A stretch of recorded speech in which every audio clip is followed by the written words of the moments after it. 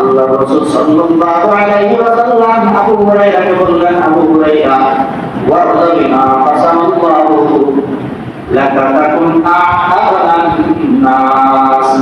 আবু হুরায়রা, আল্লাহ রাব্বুল আলামিনের ফয়সালার উপরে সন্তুষ্ট থাকো, তাহলে তুমি স্বনির্ভর বান্দা হয়ে যাবে, তুমি ধনী বান্দা হয়ে যাবে।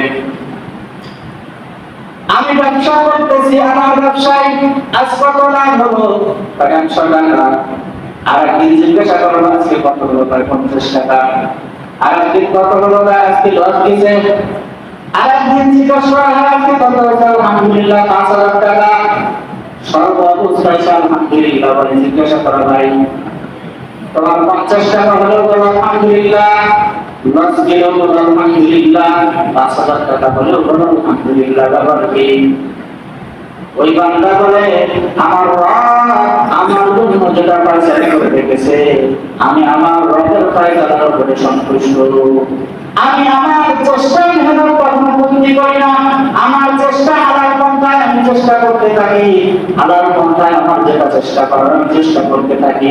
রব খুশি হয়ে কখনো 100 টাকা দেয়, রব খুশি হয়ে কখনো 50 টাকা দেয়, রব খুশি হয়ে কখনো 1000 দেয়, রব খুশি হয়ে কখনো 5000 দিয়ে দেয়।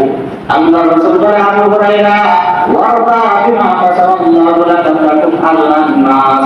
আবু হুরায়রা, তুমি তোমার রবের ফয়সালার উপর সন্তুষ্ট থাকো, তুমি ধনী বান্দা হয়ে যাবে।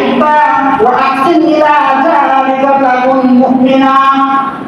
আবু হুরায়রা রাদিয়াল্লাহু তাআলা আল্লাহ রাসূল বলেন, আবু হুরায়রা, তুমি তোমার প্রতিবেশীর সাথে ভালো আচরণ করো, পরিপূর্ণ মুমিন হয়ে যাইবা। কথাটা একটু খেয়াল করি আমরা। তুমি তোমার প্রতিবেশীর সাথে ভালো ব্যবহার করো, সৎ আচরণ করো, কৃতজ্ঞতা করো। এখানে বলা হয় না প্রতিবেশী ইমানদার হওয়া লাগবে, বলা হয় না প্রতিবেশী ভালো হওয়া লাগবে, বলা হয় না প্রতিবেশী আল্লাহ হওয়া লাগবে। বলছে তোমার প্রতিবেশী, চাই সে বেঈমান হোক, চাই সে কাফের হোক, চাই সে নাস্তিক হোক, চাই সে মুসলমান হোক, তোমার প্রতিবেশী হওয়ার কারণে তার কিছু হাতটা তোমার আছে। তুমি তোমার প্রতিবেশীর সাথে ভালো আচরণ করবা, ভালো ব্যবহার করবা, তাহলে তুমি পরিপূর্ণ ঈমানদার হতে পারবা।